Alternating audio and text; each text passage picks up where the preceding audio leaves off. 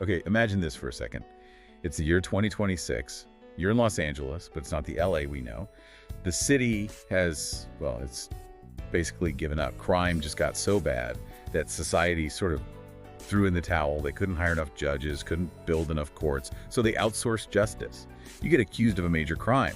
There's no jury, no long legal battle. You're physically strapped into a chair, facing a screen, and you have exactly 90 minutes. And that's a hard 90 minutes. No breaks, no calling your lawyer for a quick chat. None. You have 90 minutes to prove you're innocent. And if that clock hits 0 and the algorithm isn't convinced, that's it. Execution. On the spot. That is the incredibly high-stakes premise of this new movie, Mercy. It's a terrifying thought, isn't it? The ultimate efficiency, but at the ultimate cost. And this isn't just some abstract idea we're talking about today. This is the new film from director Timur Bekmambetov, stars Chris Pratt and Rebecca Ferguson, and it is making a lot of noise right now. A lot of noise and honestly a lot of disagreement. I was looking at the reactions online, and it really feels like two different groups of people watched two completely different movies. So that's our mission for this deep dive. We're not just going to review it. We're going to unpack why critics and audiences are basically at war over this film. And we have to look at the mechanics of it. Does that real-time gimmick actually work? Or is it just, a trick? And maybe most importantly, we need to talk about that ending. Because all the buzz suggests it changes everything you think you know. And hey, even if you haven't seen Mercy yet, you should stick around. Because the whole conversation about AI and the justice system, it's fascinating stuff on its own. It taps into some very real fears we have right now. So let's start with the setup. Let's do it. So we're in this near future LA, and the setting is key because it explains why anyone would agree to this. It's a society that chose safety and speed over everything else. The solution to crime was the Mercy Court. Which has to be one of the most ironic names I've ever heard. Yeah. Calling a machine that executes you in 90 minutes, Mercy. Oh, incredibly ironic.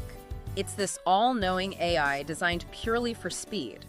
It chews through data surveillance feeds, cloud data, biometrics, and spits out a verdict with zero emotion. It's justice as an assembly line. And right into that grinder steps our main character, Chris Raven, played by Chris Pratt. Yeah. And what's interesting here is that he's not just some random guy caught in the system. He's an LAPD detective. And this is the real kicker, he was an advocate for this system. Right.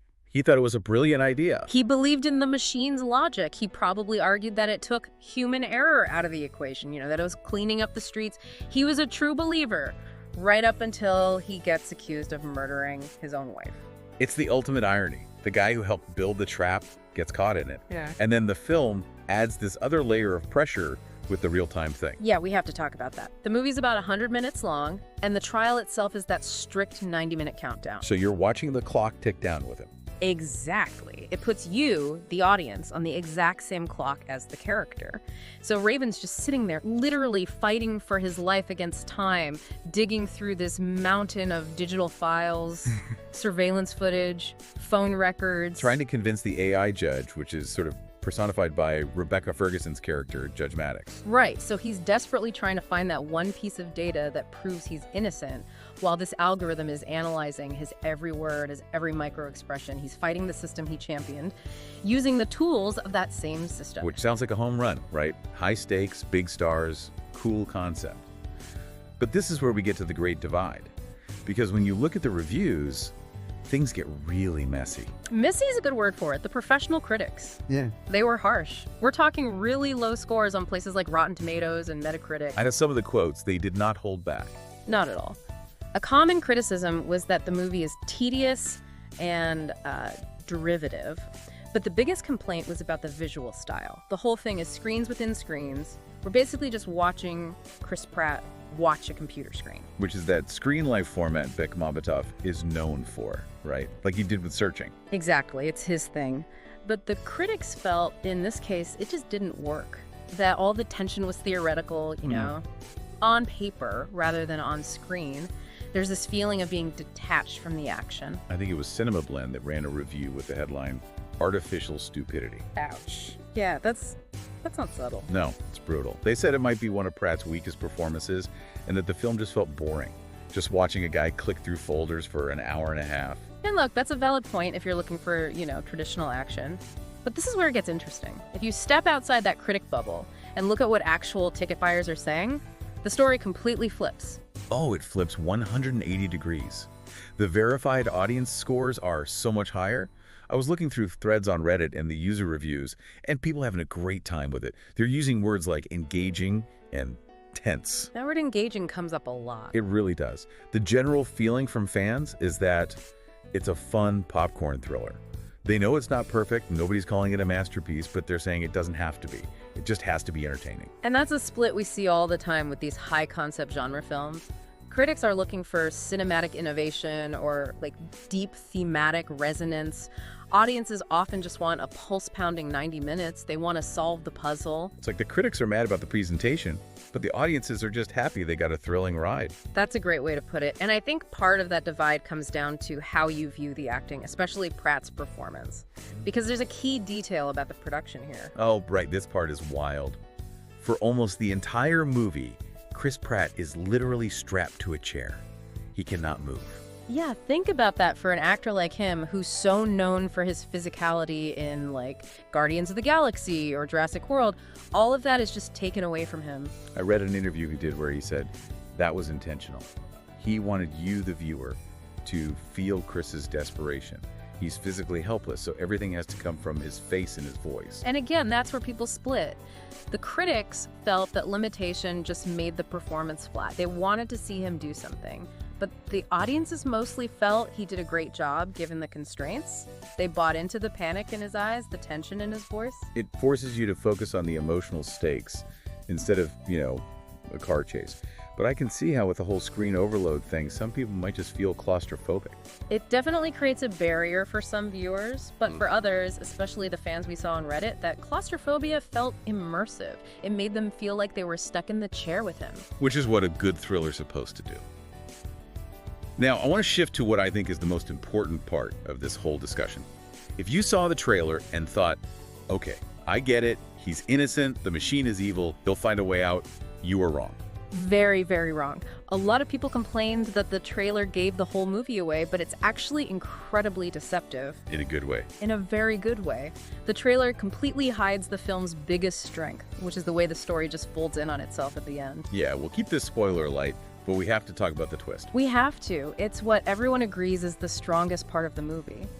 Without saying who did it, the ending reveals not just the real culprit, but also how the AI's pure logic interacts with messy human emotions. It's one of those endings that makes you immediately want to go back and rewatch the whole thing, because it reframes every piece of evidence. Exactly. A lot of the early reviews that were dismissive seemed to have checked out by then. They thought they knew where it was going. But the audience discussions are full of praise for that final act. They call it emotionally charged and meaningful because it exposes this huge blind spot in the technology. It stops being a simple whodunit and becomes something a little deeper. It's not just about who killed his wife, it's about what the AI was seeing that the humans, including the audience, were missing. And that brings us to the bigger themes here. Because even if Mercy is a popcorn movie, it's tapping into some really heavy, real-world anxieties. Oh yeah, AI accountability is a huge one. Right, that and the loss of privacy. The film is basically asking, what happens when we outsource justice to machines? We talk about AI bias today, but Mercy takes it to the extreme. If an AI is perfectly logical but has zero empathy, can it deliver justice? Or just judgment? Wow, that's a scary distinction. Justice versus judgment. Justice implies fairness, context. Mercy. Judgment is just cold calculation. Precisely. And the analysis we saw points out that even if the movie's execution is a bit shallow sometimes, the questions it asks are super provocative. It forces you to confront the idea of an algorithm having the power of life and death. It's the classic sci-fi warning. Just because we can build something doesn't mean we should. And it feels so relevant. We already use algorithms to decide who gets a loan or a job interview.